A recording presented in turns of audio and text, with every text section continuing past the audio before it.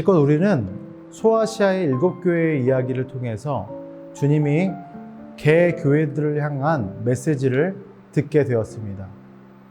주님은 그들에게 주님이 누구인지를 알려주셨고 그들의 잘못을 지적해 주셨고 또한 그들에게 고치라는 경고와 권고의 말씀을 주셨습니다.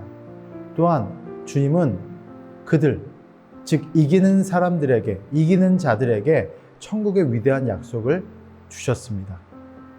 이제 땅에 있는 모든 교회를 향한 메시지를 마치고 사도 요한은 새로운 환상을 보게 됩니다. 그것은 위대한 그리스도, 새하늘 새 땅이 열리는 그 위대한 환상이었고 또한 천상에서 이루어지는 아름다운 예배에 대한 환상이었습니다. 오늘 주시는 말씀을 묵상해 보며 그 위대한 하나님의 나라를 갈구하시는 저와 여러분 되시기를 소원합니다. 오늘 주시는 말씀을 함께 읽도록 하겠습니다. 오늘의 말씀은 하늘의 보좌, 요한계시록 4장 1절에서 11절까지입니다. 그 뒤에 내가 보니 하늘에 문이 하나 열려 있었습니다. 그리고 전에 내가 들은 그 음성, 곧 나팔 소리와 같이 나에게 들린 그 음성이 이리로 올라오너라. 이 뒤에 일어나야 할 일들을 너에게 보여주겠다 하고 말하였습니다. 나는 곧 성령에 사로잡히게 되었습니다. 그런데 하늘에 보좌가 하나 놓여 있고 그 보좌에 한 분이 앉아 계셨습니다. 거기에 앉아 계신 분은 모습이 벽옥이나 홍옥과 같았습니다. 그 보좌의 둘레에는 빛이 옷과 같이 보이는 무지개가 있었습니다.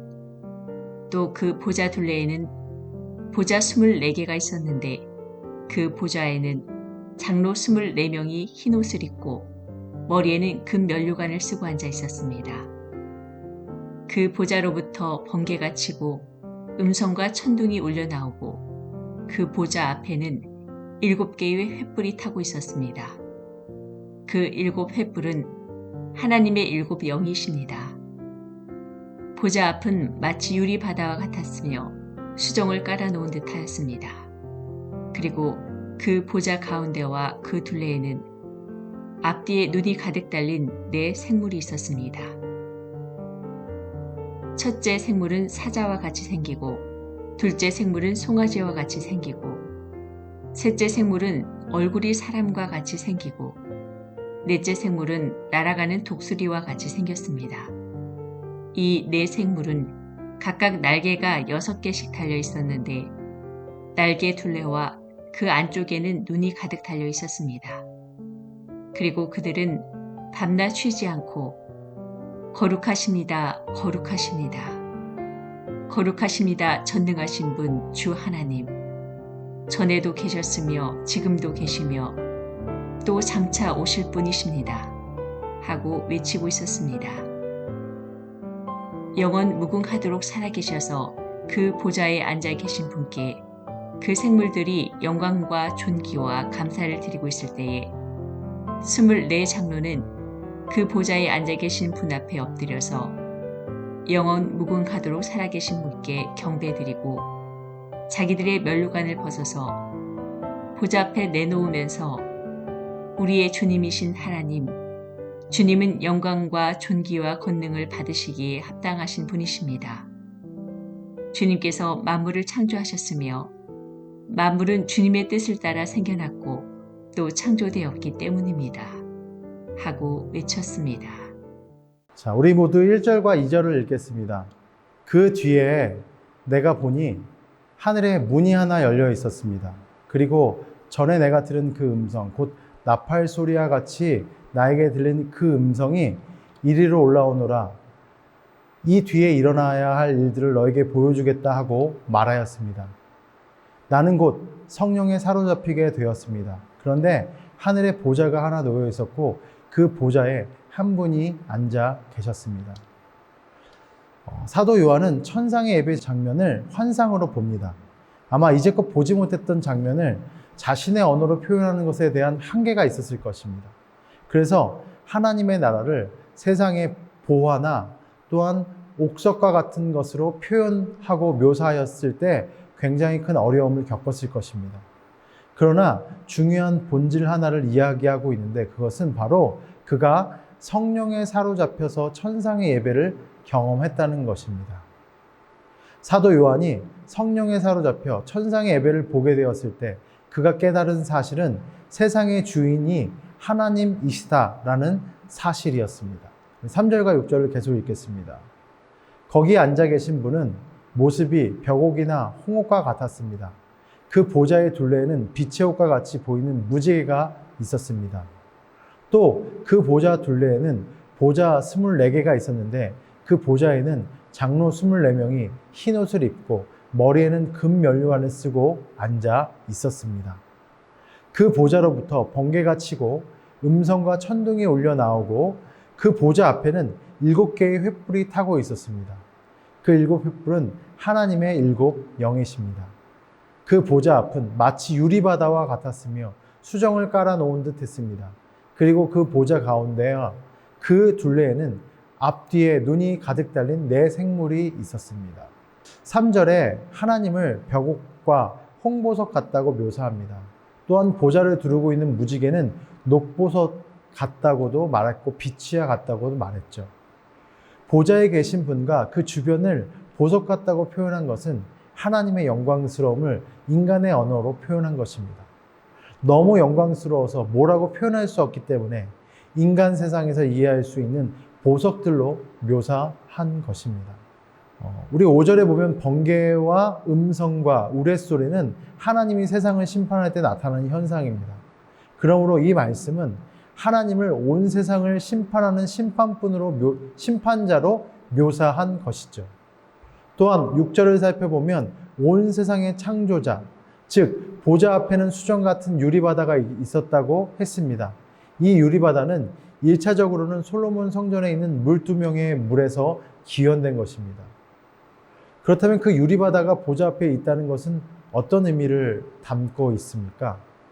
창세기에서 하나님은 바다와 육지가 뒤섞여 있는 그 혼돈의 상태에서 바다와 육지를 구분하셨습니다. 결국 그것도 창조행위 가운데 하나였습니다. 이런 사실로 미루어 볼 때 보좌 앞에 수정과 같은 유리바다가 있었다는 것은 하나님을 창조자로 묘사하는 것이라고 볼 수 있다는 것이죠.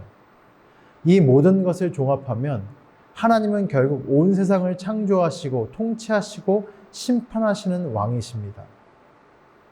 다르게 표현하면 온 세상의 주인이십니다. 온 세상의 통치자이시고 또한 이 땅의 주인이시라는 것이죠. 사도 요한이 열린 하늘문을 통해서 천국에 들어가서 제일 먼저 본 것은 온 세상을 다스리시는 하나님이십니다. 사도 요한은 세상의 통치자에 의해 반모섬에 귀양가고 가 있는 상황입니다. 초대교회 성도들은 로마 황제들을 온 세상의 주인으로 내세우는 세상 속에서 살고 있었습니다. 그들이 매일 사용하는 동전에도 로마의 황제가 주인이라고 새겨 있을 정도로 초대교회 성도들은 거의 매일 로마 황제가 주님이라는 사실을 강요받으며 살고 있었습니다.